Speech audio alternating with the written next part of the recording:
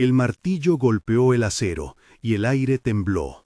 Clang, clang. El olor del carbón llenó la habitación hasta que parecía que la respiración misma sabía a humo.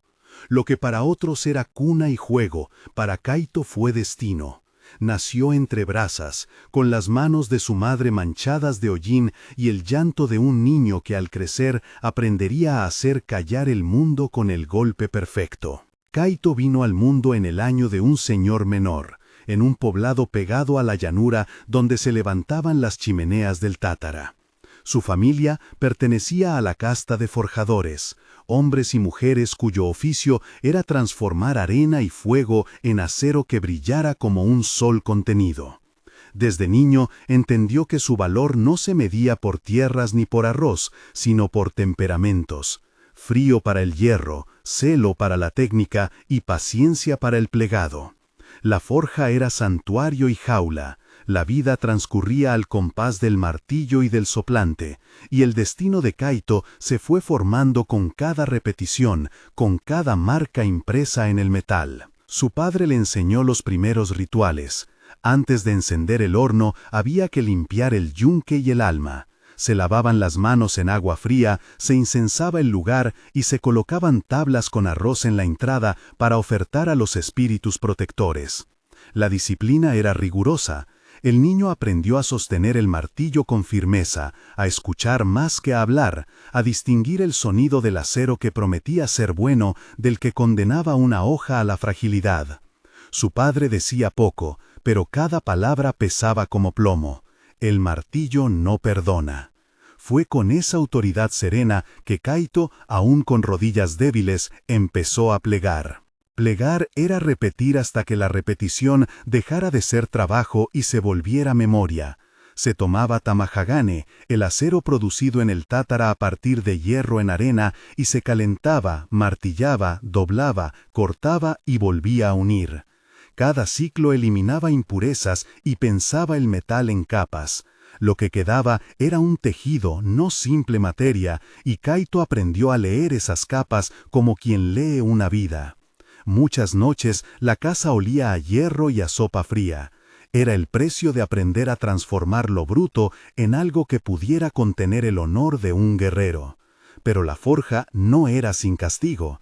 La primera gran quemadura en su antebrazo le enseñó que el fuego no era enemigo ni amigo. Era herramienta que exigía respeto. Aquella marca, rosada y rígida, le recordaría siempre que la excelencia tenía un rostro que dolía. Su padre no buscó ternura en la enseñanza. Cuando Kaito fallaba en alinear una hoja, la reprimenda era seca. A veces era un golpe en la espalda que lo hacía volver a su sitio. No era crueldad gratuita, era la insistencia de quien sabía que un error costaba vidas. En las noches frías, después de jornadas donde el sudor se mezclaba con hollín, el viejo forjador le decía que una espada era más que acero, era deber. Kaito escuchaba y, pese a la dureza, entendía que en esa frase cabía el peso de generaciones enteras. Con la adolescencia llegó la técnica y la promesa. Kaito aprendió a distinguir el tamagane por su brillo interno, por la forma en que vibraba cuando se le daba un golpe. El proceso de temple, que ellos llamaban quench, fue un descubrimiento pequeño y sagrado. Después de recubrir la hoja con una mezcla llamada yakiatsuchi, una arcilla especial que protegía partes del acero para lograr un temple diferencial, el herrero sumergía la hoja en agua fría. El choque provocaba una línea en el borde, un dibujo que hablaba de resistencia y flexibilidad. Ese dibujo, el jamón, era el lenguaje visible de la disciplina controlada. Kaito sintió en su primer temple exitoso una pequeña euforia, como si por un instante todo el linaje hubiera respirado junto a él. El togishi, el pulidor que afina y revela el jamón, fue otro maestro distante. Con paciencia quirúrgica, eliminaba capas hasta mostrar la poesía templada en la hoja. Ver el primer jamón surgir bajo su mirada fue para Kaito un nacimiento más. Aún así, la fama no llovió sin nubes. En los mercados se hablaba con admiración, pero en el pueblo la familia de herreros permanecía apartada. Los guerreros eran aclamados, los herreros cumplían su papel y se les miraba con respeto contenido y a veces con recelo. Sin embargo, cuando un samurái llegaba pidiendo una hoja que no se quebrara, las manos de Kaito aflojaban cualquier duda.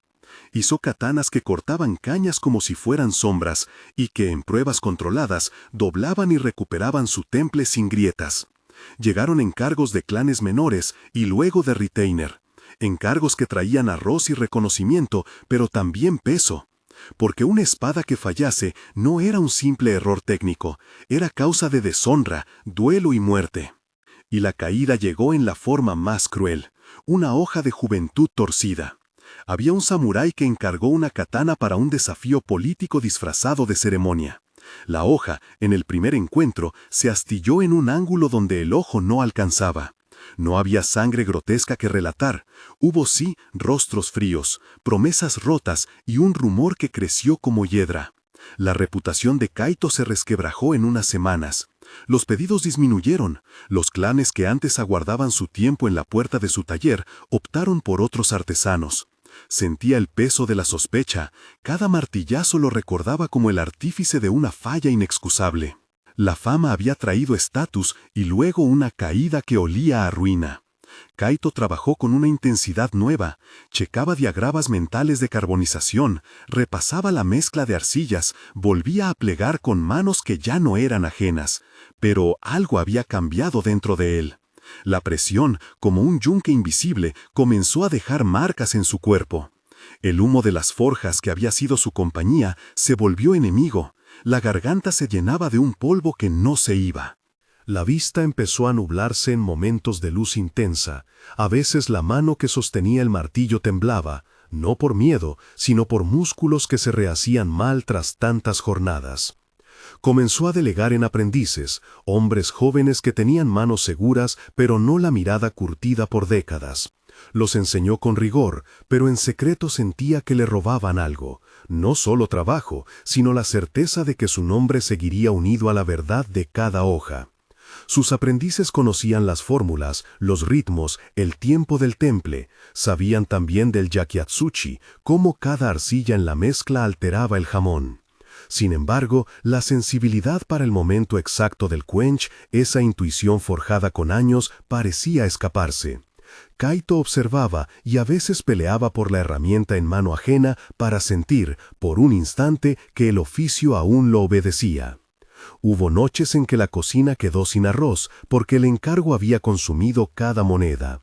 Otras, el dolor de espalda lo mantenía en la estera contando los golpes como quien recita oraciones. Un día, su pulgar quedó marcado por una herida que le costó semanas de sutileza perdida. Aprendió a aceptar que el cuerpo envejecía y que en el arte había un tiempo para cada cosa. Pero aceptar no era resignarse. Se aferró a la idea de que aún podía forjar una hoja que redimiera todo lo anterior. Fue entonces cuando apareció Teshi. Llegó en otoño, con la capa raída y la mirada ardiente. No pidió una espada común, pidió la hoja que lo acompañara a una lucha de honor que pocos creían ganar. Sus razones eran sencillas y desesperadas. Sin esa victoria, su familia perdería una posición y su clan quedaría humillado. Teshi habló de probabilidades, de enemigos mejor armados, de un desafío que parecía condenado al fracaso. Pidió a Kaito que, si podía, le entregara una katana que no fallara. Kaito lo miró y por un instante recordó al joven que había sido, la misma mezcla de orgullo y miedo.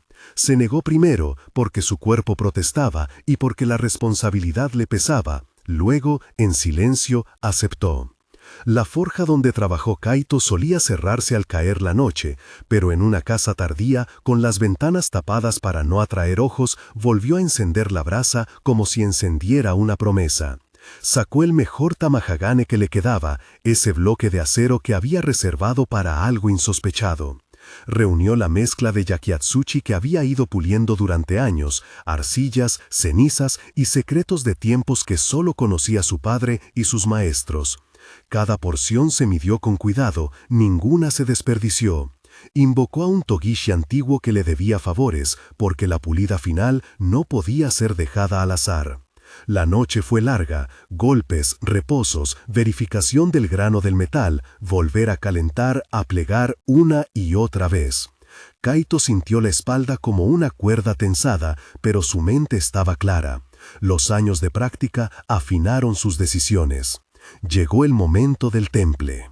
El Amón dependía del control de una línea que apenas se veía a simple vista, de la arcilla colocada con la precisión de un cirujano y de la inmersión exacta en agua fría. Era un rito peligroso. Una inmersión demasiado brusca podía quebrar la hoja. Una demasiado lenta no le daría la flexibilidad necesaria. Kaito humedeció la arcilla como se hace con una promesa, apoyó la hoja, la alzó con manos que, a pesar del temblor, eran decididas, y la sumergió. El agua se tragó el acero en un siseo. Por un segundo, el taller quedó suspendido entre el vapor y el silencio. Luego el metal cantó, un sonido agudo, claro, la vibración de una pieza que había pasado por el infierno y emergía pura. Kaito supo, antes de que el Togishi confirmara, que algo distinto había sucedido. Había conseguido imponer, con su cuerpo cansado, una armonía entre dureza y ductilidad que pocas veces había visto.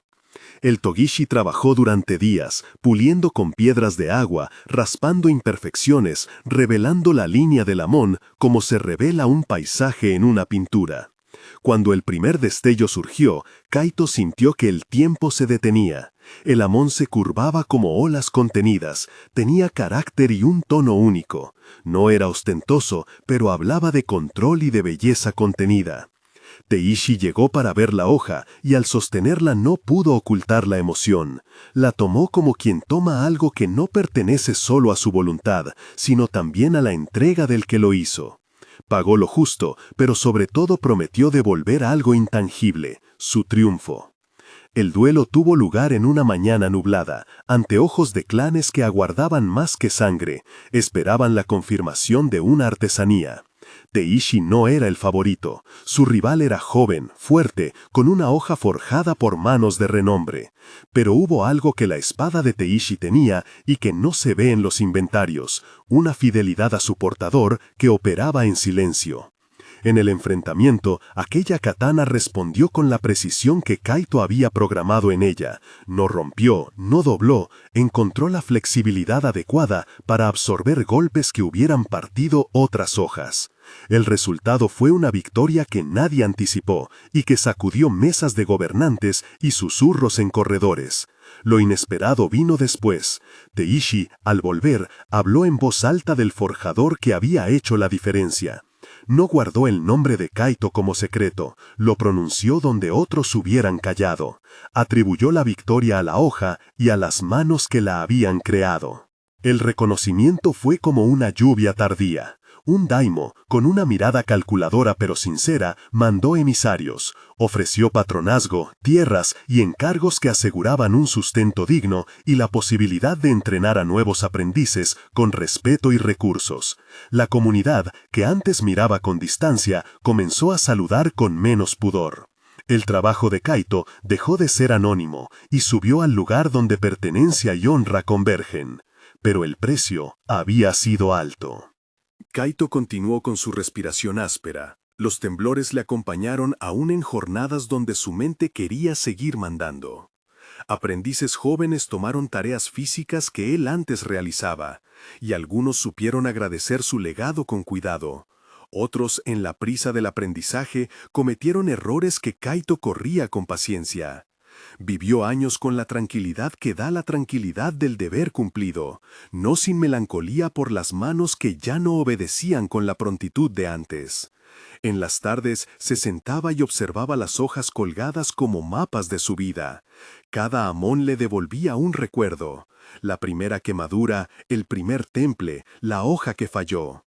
Pensaba en su padre y en el golpe que le enseñó a endurecerse, y en Teishi que, con su reconocimiento, había hecho lo que muy pocos guerreros hicieron, nombrar al artesano.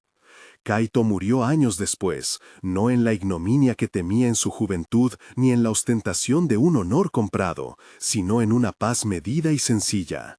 Rodeado de piezas que ahora llevaban su firma en silencio, dejó el taller a aprendices que habían aprendido más que el oficio, la responsabilidad moral de quien fabrica objetos que pueden dar vida o quitarla. Su muerte fue recibida con ofrendas humildes y cartas, de aquellos cuyo destino había cambiado por una hoja que no falló. La leyenda de Kaito no es la de un héroe sin costo, es la de un hombre que, entre golpes y noches, supo que la mejor obra no está exenta de precio.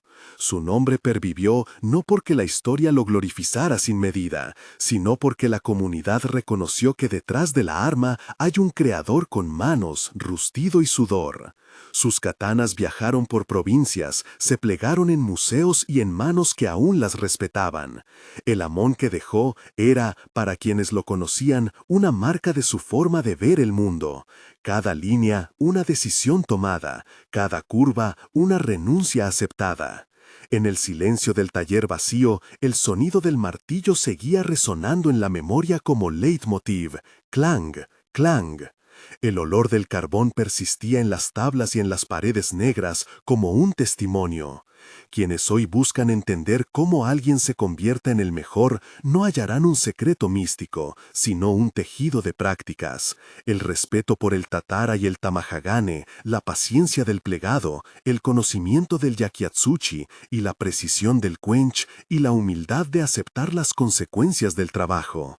Kaito alcanzó la cumbre no por negarse al sufrimiento, sino por enfrentarlo con honestidad, por entender que la excelencia es trabajo acumulado, decisión inteligente y al final una responsabilidad moral con aquellos que usaban sus hojas.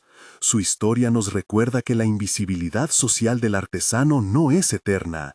La mano que forja puede volver a ser vista si quien la utiliza decide nombrarla, y que la redención puede llegar tarde cuando el cuerpo comienza a pedir tregua, pero puede ser profunda si existe reconocimiento sincero. Si esta historia te habló de la reverencia por el oficio y la necesidad de nombrar a quienes moldean el mundo, suscríbete para más relatos de artesanos que forjaron destinos. Al final, la gran obra de Kaito no fue solo la katana que salvó una vida, fue enseñar a otros a sostener con cuidado el poder que se les da. Su legado vivió en hojas y en manos, en el golpe preciso que no traiciona, en la arcilla que protege el borde, en el pulido que revela la verdad. Y cuando alguien hoy mira un amón y siente un estremecimiento, quizá esté reconociendo a Kaito, el forjador cuyo nombre salió de la sombra para quedarse. Comparte esta historia si crees que los nombres detrás de los objetos que cambian destinos merecen honor.